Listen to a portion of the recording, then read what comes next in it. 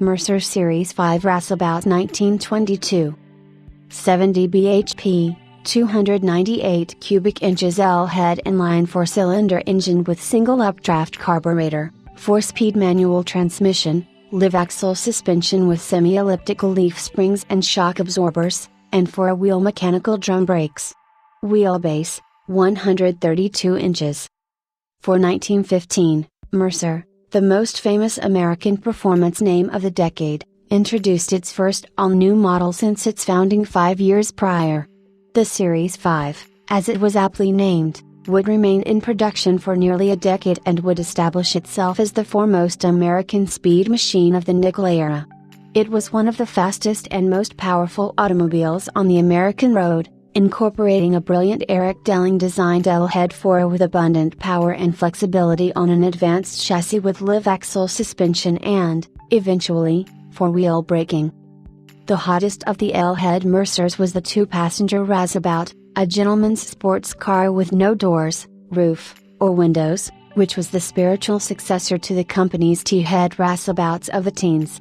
It was a rare, hot car even when new, and survivors are treasured today as an engineering landmark of their era. Raymond A. Wolf, of Waukesha, Wisconsin, is best remembered as the Auburn Corps Duesenberg Club's long-serving and dedicated Duesenberg historian. He was a great enthusiast and was wildly active in the car hobby during its earliest years, owning, restoring, and selling a variety of interesting automobiles. Wolf's career, conveniently enough for a car enthusiast, was running an import-export business. This enabled him to travel the world and build up contacts across the globe, from which he retrieved everything from Duesenbergs to Delahaye's over the years. One of his finds was this Series 5 Raceabout, uncovered in Venezuela in 1967. Information supplied to Wolf by the car's seller, Juan Alvarez, indicates a fascinating history. Wolf recounted the following in a 1971 article in On the Beam with Gas and Steam. The car sports only 14,510 miles, as it only had 5 years of service by the original owner, General Aguirre. Aguirre must have been one of the favorites of the former Venezuelan dictator, Juan Vicente Gómez, who ruled with an iron fist for 27 years. Apparently the general, still alive but senile at 96, had the only sports car in the country during the 20s, and he must have cut quite a figure among the señoritas with the flashy yellow, very open, no doors, Raceabout.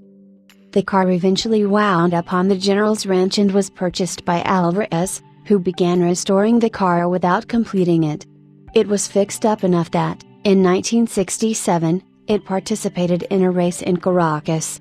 Wolf acquired it from Alvarez in 1968. After a year of protracted negotiations, it spent 100 days in transportation to Milwaukee, after which the late M.T. Joe Kaufman and Chuck Callister spent 3 years restoring it back to its original condition. Kaufman's son and successor, Paul, recalls that he and his father picked up the car from the museum of Wolf's friend and fellow collector Pete Warville in Green Bay, Wisconsin, in the thick of a Midwestern winter. They proceeded to drive the car home in -20°F temperatures. Dad did the engine, inspected the transmission, and found that everything looked good, and went through the brakes and bearings. It was not rotten anywhere, just banged up from being run hard. In 1972, Wolf used the fully restored Mercer as a partial trade toward a vintage Ferrari.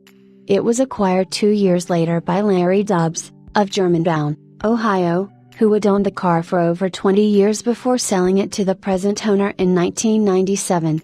Partial receipts are on file for additional restoration work by Mercer expert Ralph Buckley's antique auto shop in the late 1980s and early 1990s. The car's authenticity is vouched for by its original Venezuelan registration, a copy of which is on file, which refers to the car as a sports with capacity for 2 passengers, as well as by the recollections of Wolf and Kaufman, both of whom remember the Mercer as being very complete. Its engine and chassis numbers are properly stamped in the expected locations, with RA136 appearing above the chassis number, perhaps an identification of a Raceabout.